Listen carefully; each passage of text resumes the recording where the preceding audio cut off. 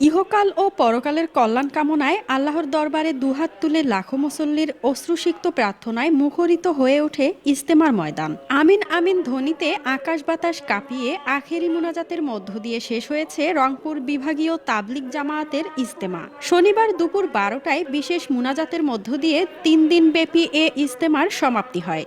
এর আগে ফজরের নামাজের পর আমবয়ান ও হেদায়েতি বয়ান অনুষ্ঠিত হয়। রংপুর নগরীর ৪ নম্বর আমাশু কুকরুল এলাকায় ৮০ একর জায়গা জুড়ে প্রথমবারের মতো আয়োজিত এ বিভাগীয় ইজতেমায় রংপুর বিভাগের ৮ জেলাসহ দেশ বিদেশের বিভিন্ন স্থান থেকে কয়েক লাখ ধর্মপ্রাণ মুসল্লি অংশ নেন। মূল ময়দানে জায়গা না পেয়ে অনেকে আশেপাশের খালি জায়গা ও সড়কে অবস্থান নিয়ে মুনাজাতে শরিক হন।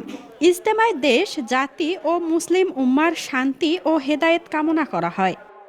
আজকে দোয়া হইলো, আমরা দোয়া করলাম দেশবাসীর জন্য, সকলের জন্য, আমার নিজের জন্য, আমার পরিবারের জন্য, সকল মুসলমানদের জন্য আমরা আল্লাহর রাস্তায় আমরা দোয়া করছি ইনশাআল্লাহ।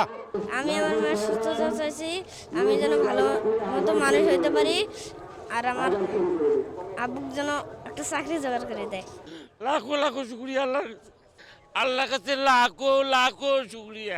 সবার জন্য যত উঠি মুসলমান আছে সবার জন্য দোয়া করছি। রংপুর বিভাগীয় বিশ্ব ইজতেমায় আমরা আমাদের পরিবারের জন্য এবং দেশবাসীর জন্য দোয়া করার জন্য আমরা এখানে এসেছি। আল্লাহ যাতে আমাদের দোয়াকে কবুল করে। আমরা মূলত এখানে এটা বিভাগীয় ইজতেমা, এখানে এটা আমাদের রংপুর জেলার ৪ নং ওয়ার্ডের আমাশু কুকরুল মৌজা অবস্থিত। এখানে আমরা আছি মূলত আল্লাহর নৈকট্য লাভের জন্য। আমরা আমাদের বাবা মা যারা আছে, আত্মীয় স্বজন আছে, আমাদের দেশের জন্য আমরা সবার জন্য সবাই দোয়া করব, এর জন্যই আশা আমাদের মূলত। ए अल्लाह इतना मांगना आता ना मेहनत करना आती। ए अल्लाह